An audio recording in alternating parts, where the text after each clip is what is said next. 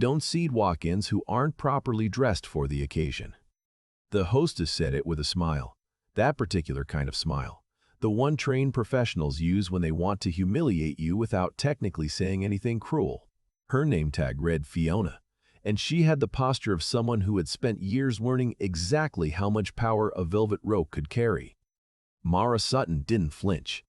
She was 29 years old, standing in the lobby of the Alderton Grand, a hotel restaurant in Charleston, South Carolina, that charged $42 for a Caesar salad and made sure you knew it. Mara had driven 3 hours that morning. She was wearing dark jeans, a clean white blouse, and the kind of flat shoes that said she'd rather be comfortable than perform. Her natural hair was pulled back. She carried no handbag, just her phone and a folded envelope in her jacket pocket. She looked to Fiona like someone who had wandered in from the wrong part of town. She looked to the people who would find out the truth in about 40 minutes, like the woman who owned the building. But that part comes later. Fiona let the silence sit for a moment, the practiced pause of someone who has learned to make the word no feel like it comes from a higher authority than herself. "I'm sorry," she said, not sounding sorry at all. "Dinner service at Alderton table has a dress standard. It's always been that way." "I'm not here for dinner service," Mara said. "Oh?" Fiona tilted her head, one eyebrow lifted. Behind her, 2 waiters slowed down, sensing something. "I have a meeting, 7 o'clock.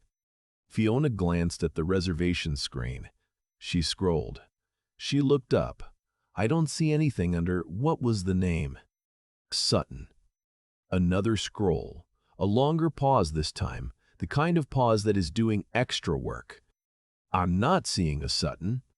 "The reservation may be under the Hargrove Group," Mara said. She kept her voice even. She had been keeping her voice even for 29 years. It was, by now, a kind of art form. Fiona checked again. This time something flickered across her face, a quick recalibration, before the professional smile slid back into place. "I do see a Hargrove reservation," she said carefully, "but that's a private dining booking for Alderton's executive suite. It's for the ownership committee." She paused on the word ownership, the way people do when they're trying to communicate something without technically saying it. "I would need some confirmation that you're part of that group before I could."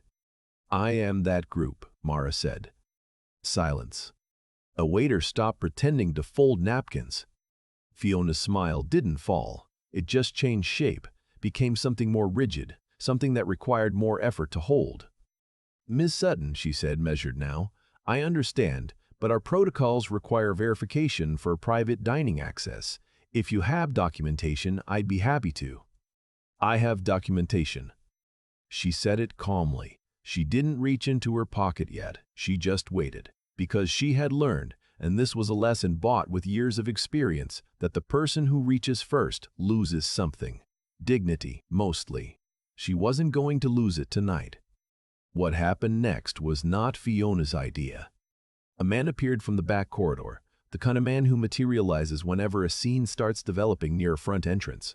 His name was Douglas Mercer, and his title was General Manager of Alderton Grand, and he had held that title for 11 years, and he wore it the way some men wear a military rank long after the war is over. Douglas was 60-something, silver-haired, built like someone who had once been athletic and had since settled into authority as a replacement. He had a way of moving into rooms that communicated very clearly, "I am the one who decides things here." He took one look at Mara.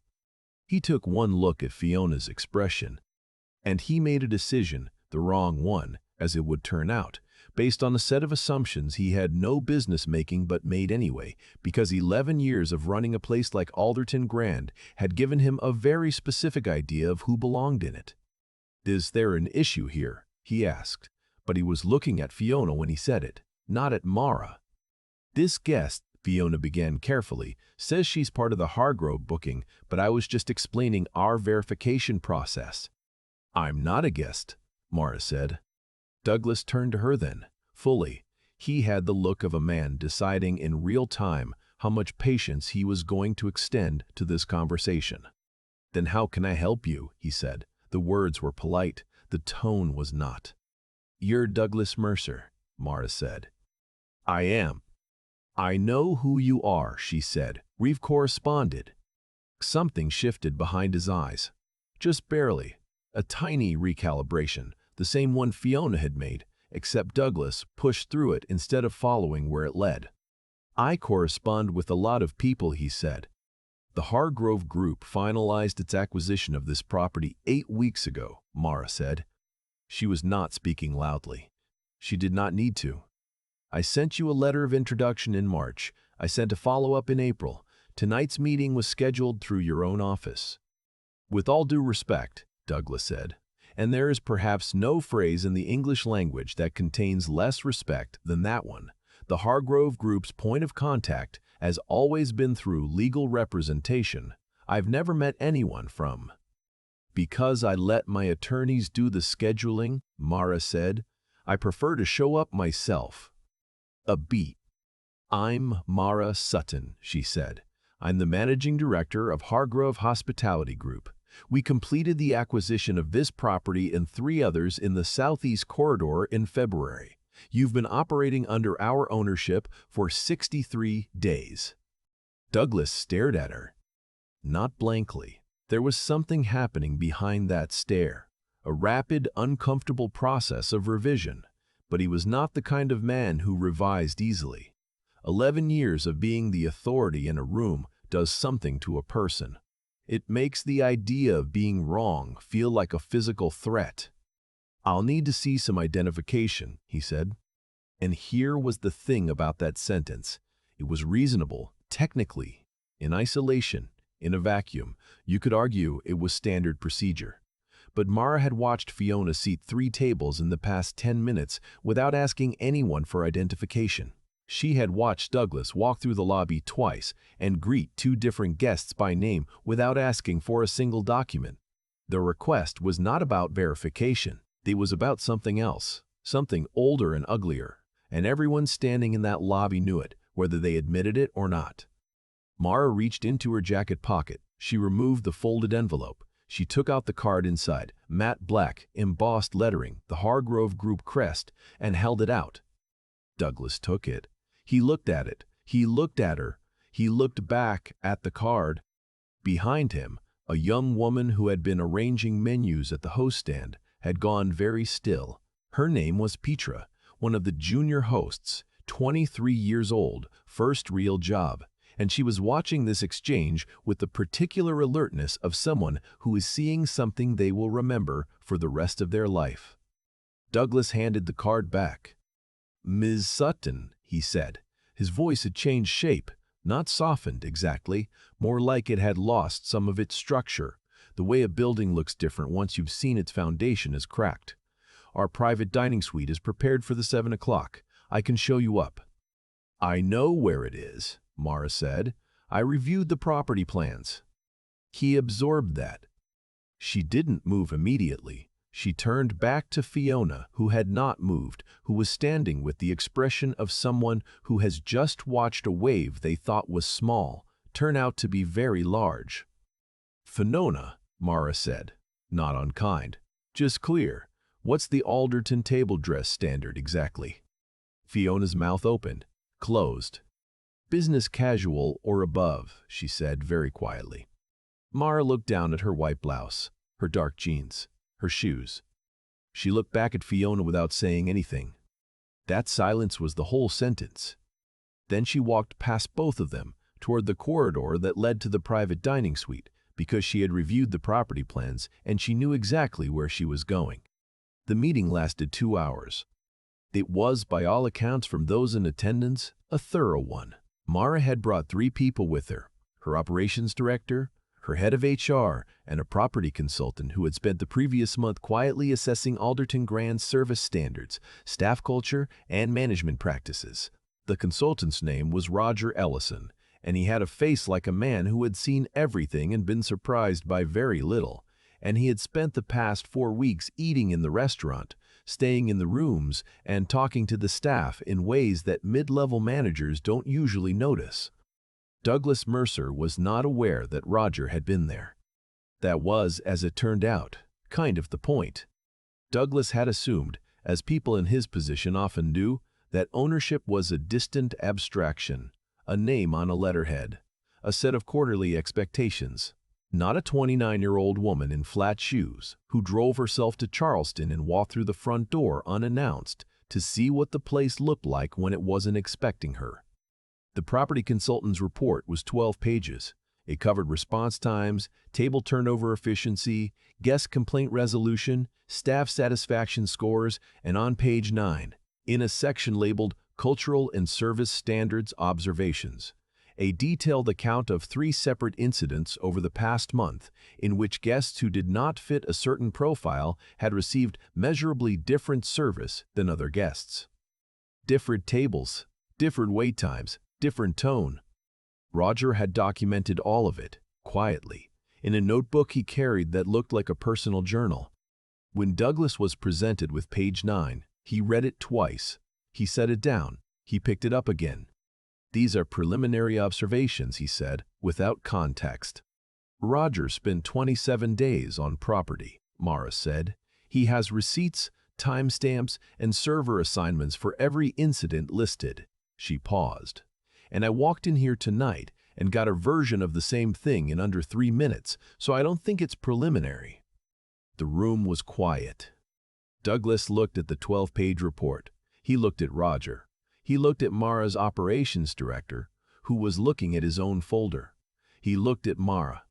There is a particular expression that appears on the face of a person when they realize, all at once, that the thing they thought was solid ground has been documentation for quite some time. It is not a good look. It is honest, in a way that has nothing to do with intention. It is just the face of someone understanding, finally, what situation they are actually in. "I've managed this property for 11 years, Douglas said. It came out quieter than he intended. "I know," Mara said. "I read every performance review, every guest satisfaction report, and every HR file before I took this meeting." She let that land. "Some of it is genuinely impressive. The kitchen operation, the event coordination, those are strong. Page 9 is not strong." Douglas looked down at the report. "What happens now?" he said. "That depends on the next conversation," Mara said, "which starts with whether you can tell me, honestly, whether what's documented on page 9 is a pattern you were aware of." The silence that followed was long enough to be its own kind of answer. There are moments in life when the most telling thing a person can do is nothing. No performance, no defense, no redirect, just the weight of a silence that fills in all the blanks. Douglas didn't say yes, but he didn't say no. Out in the lobby, Fiona had finished her shift, or tried to. She'd handed off the host stand at 8, but she hadn't left the building. She was in the back corridor near the staff exit, standing with Petra and 2 of the dinner waiters, in the way people stand when they've just collectively witnessed something and aren't sure how to process it. "Did you know?" One of the waiters, a young man named Calvin, kept asking no one in particular. Like, did anyone know who she was? Nobody had. Petra had looked her up on her phone. She showed the others, the Hargrove Group website, the acquisitions page, the management team. Mara Sutton, managing director. A small, professional photo. The same white blouse. "She just walked in," Calvin said, "like a regular person." "She is a regular person," Petra said. And then, because she was 23 and had been thinking about this for the past 2 hours, "That's sort of the point, isn't it?" Nobody said anything to that. But Fiona, who had not spoken since the lobby, put her coat on slowly and said, almost to herself, "I should have just seated her." She said it without drama, without the kind of performance that would have made it easier to dismiss. She said it the way people say things when they are genuinely uncomfortably reckoning with something, quietly to the air, because the person they actually owed it to had already moved on. The meeting concluded at 9:15. Mara walked out of the private dining suite and through the restaurant, which was still about half full with the late dinner crowd. A few people glanced up. Nobody knew who she was. She was just a woman in jeans and a white blouse walking through a hotel restaurant at 9 in the evening, carrying a folder, moving like someone who had somewhere to be. She stopped at the front desk on the way out. The night manager, a young man named Theo who had come on shift at 8 and knew nothing about what had happened, greeted her with the automatic hospitality of someone who has been trained to smile at everyone.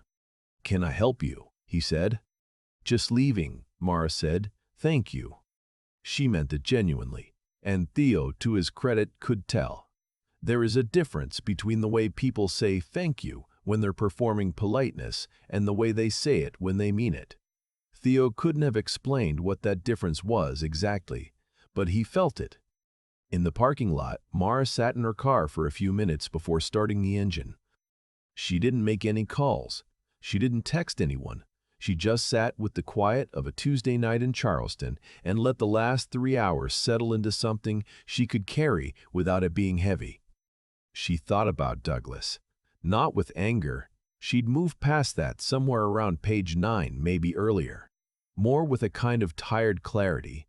The clarity you arrive at when you understand that the people who make things harder than they need to be are usually not doing it out of calculation. They do it out of habit. Habit that has never been interrupted. Habit that everyone around them has been too polite or too afraid or too powerless to interrupt. She had interrupted it now. What Douglas did with that interruption was up to him. She thought about Fiona too, about the smile, about the pause before the scroll, about the way a person can be the instrument of something they didn't invent and don't fully see and still be accountable for the part they play. She wasn't interested in cruelty. She never had been. Her mother had told her once she was maybe 12, and some variation of this scene had played out in a department store. The goal isn't to make them feel what you felt. The goal is to not become someone who does what they did. She thought her mother was right. She thought that every time. She started the engine. 3 weeks later, Alderton Grand sent a company-wide memo from the ownership office, the first one under Hargrove management, outlining new service standards, a revised staff training program, and a restructuring of senior management responsibilities. The memo was 2 pages. Douglas Mercer's name appeared on it once, in a context that made very clear he was no longer making decisions alone. The training program was written by Mara's HR director and a consultant who specialized in hospitality equity, not the kind of thing that gets announced with fanfare, but the kind of thing that shows up in the texture of how a place feels when you walk into it 6 months later. Petra, the junior host who had looked Mara up on her phone that night, was offered a position in the hotel's management development track 8 weeks after the meeting. She would later say to her mother, on the phone, on the night she got the offer, that she had decided to stay at Alderton, partly because of what she saw that Tuesday night in the lobby. She didn't mean the part about who owned the hotel.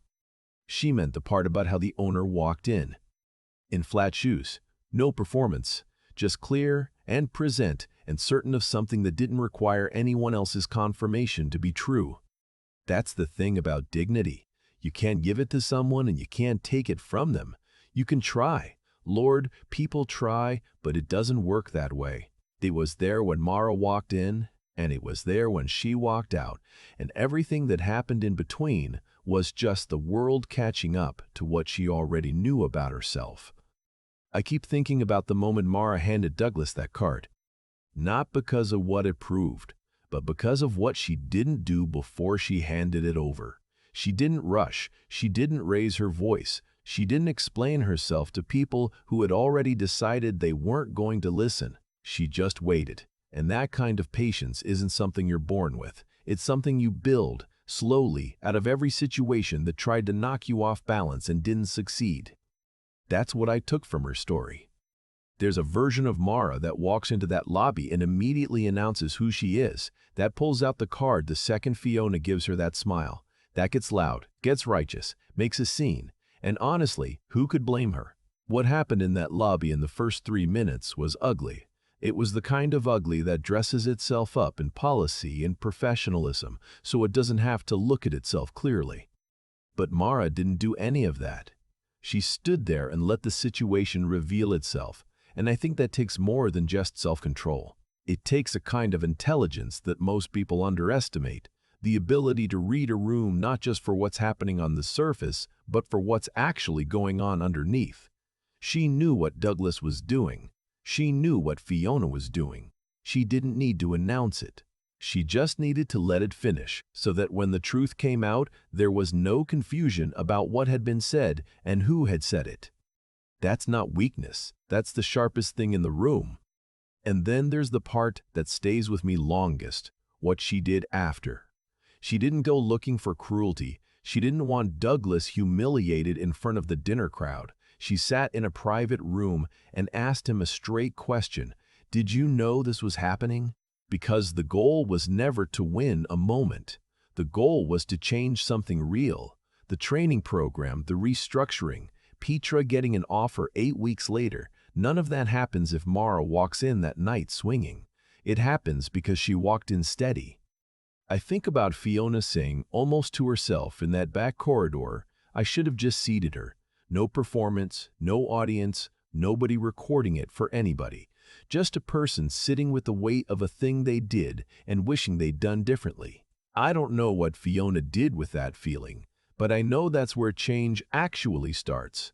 Not in the big public moments, but in the quiet ones, when nobody's watching and you still have to reckon with yourself. Mara's mother told her something once. The goal isn't to make them feel what you felt. The goal is to not become someone who does what they did. I've turned that over a dozen times since I heard it, because it's easy to talk about having integrity when things are going your way. The real test is whether you hold on to it when someone is looking right at you and deciding you're less than you are, whether you can stay clear-eyed instead of letting their smallness make you small. Mara passed that test, not by proving them wrong loudly, by simply continuing to be exactly who she was, from the moment she walked in those doors to the moment she sat alone in her car and let it all settle. That's the kind of person a building should be proud to have walking through its lobby.